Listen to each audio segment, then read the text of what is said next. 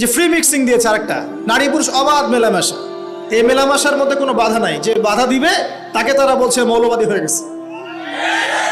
অথচ এই যে পড়াশোনা করছি আমরা ছেলে মেয়ে একসাথে, স্কুল থেকে শুরু, স্কুলে, তারপর কলেজে, তারপর বিশ্ববিদ্যালয়ে, ইভেন চাকরি ক্ষেত্রেও, সব জায়গায়, ইভেন পলিটিক্যাল মিছিলেও নারী পুরুষ ফ্রি মিক্সিং। দেখবেন মেয়েরা সামনে, হ্যাঁ, স্লোগান হচ্ছে, পিছনে ছেলেরা, এখানেও ফ্রি মিক্সিং সবখানে। তো এটা কোত্থেকে আসলো? পশ্চিমারা দিয়েছে। ফ্রি মিক্সিং দেওয়ার কারণ হচ্ছে, উদ্দেশ্য হচ্ছে সমাজের মধ্যে কাঠামো যেন ভেঙে যায়। নারী পুরুষের জায়গায় চলে আসছে, পুরুষ নারীর জায়গায় চলে গেছে, এবং পরিবারের বন্ধনগুলো ভেঙে যাচ্ছে। দেখবেন পরকীয়া দিন দিন, পরকীয়া বাড়ছে না? পরকীয়া দিন দিন বাড়ছে। আর জেনা তো ঘরে ঘরে জেনা। আর জেনা মানে শুধু সেক্সুয়াল সম্পর্ক বোঝাচ্ছি না, এখানে জেনা মানে প্রতিটা অঙ্গ প্রত্যঙ্গে জেনা আছে না? আছে। এছাড়াও এগুলোর প্রভাবে ধর্ষণ বাড়ছে। আর আমাদের মা বোনদেরকে আমরা বেপর্দা নিয়ে আসছি আর বলছি এটা হচ্ছে উন্নতি, অগ্রগতি, প্রগতি। একদিকে পর্ন দেখাচ্ছি, একদিকে ফ্রি মিক্সিং করাচ্ছি, ঠিক আছে, আবার মেয়েদেরকে বাইরেও বের করে নিয়ে আসছি। একদম মেসাকার অবস্থা সমাজে। মানে এরকম একটা অবস্থায় আপনার মেয়ে কতটুকু সেফ চিন্তা করেন। আপনার মেয়ে সন্তান, কন্যা সন্তান কতটুকু সেফ একটু চিন্তা করে দেখেন।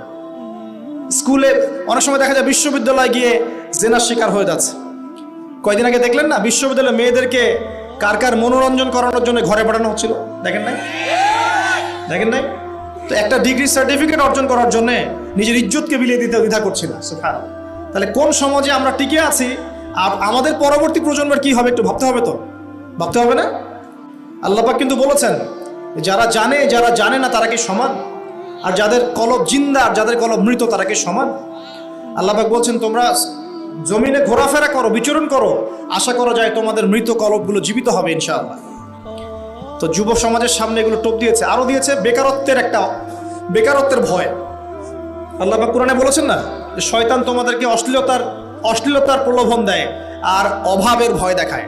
আপনাদের সামনে বেকারত্বের ভয়। দেখবেন চাকরি পাওয়ার জন্য কি না করছেন আপনি, সুবহানাল্লাহ।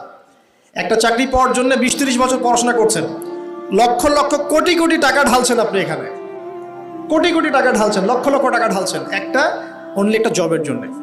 কিন্তু আপনার এটা বিশ্বাস করা উচিত ছিল যে রিজিক শুধুমাত্র জব থেকেই আসে না, আর অনেক ক্ষেত্র থেকে রিজিক আসতে পারে।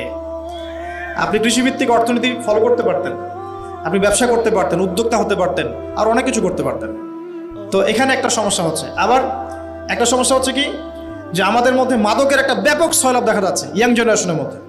ইয়াংদেরকে মাদক খাইয়ে, এই যে মাদক তো আছেই, মাদক খাওয়াচ্ছে, পর্ন দেখাচ্ছে, আপনাকে ফ্রি মিক্সিং করাচ্ছে, আপনার জীবনের উদ্দেশ্যটা ভুলিয়ে দিচ্ছে। এই কাজগুলো করার মূল উদ্দেশ্যটা কি? একটাই উদ্দেশ্য, যে এই মুসলিম যুব সমাজ যেন আর তারেক বিন জিয়াদ হতে না পারে, আর মোহাম্মদ বিন কাসেম হতে না। যদি হতে পারে, যদি তার ওমর এবং খালিদ হতে পারে, তাহলে এই মুসলিমদেরকে ঠেকানো যাবে? এই মুসলিমরা জ্ঞানে অনন্য হবে, তখন আমলে অনন্য হয়ে যাবে, তাদের পারিবারিক আদর্শ সুন্দর হবে, ঈমান শক্তিশালী হবে, তারা আমর বিল মারুফ নাহি আনিল মুনকারে কাজ করবে, দ্বীনের প্রচার প্রসারে কাজ করবে, দেশের কল্যাণে কাজ করবে, দুর্নীতি দূর করবে, ঠিক আছে, পলিটিক্স করলেও ভালো পলিটিক্স করবে, যাতে করে মানুষের কল্যাণ হয়, মানবতার খেদমতে কাজ করতে পারবে, এক কথায় দিনটাকে প্রতিষ্ঠা করতে পারবে।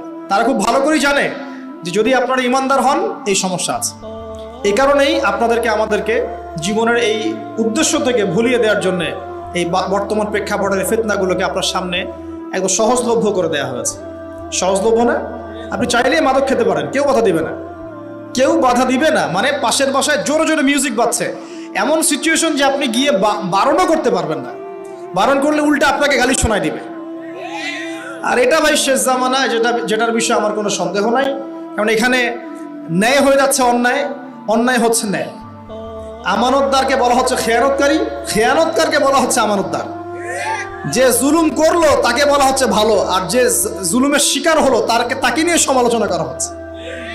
সত্যবাদীকে মিথ্যাবাদী বলা হচ্ছে, মিথ্যাবাদীকে সত্যবাদী বলা হচ্ছে। মানে আনতালিদুলামাতু রাব্বাতুহা, দাসী তার মনিবকে জন্ম দিচ্ছে। সমাজে ন্যায় অন্যায়, হক বাতিলের মানদণ্ড উল্টে যাচ্ছে।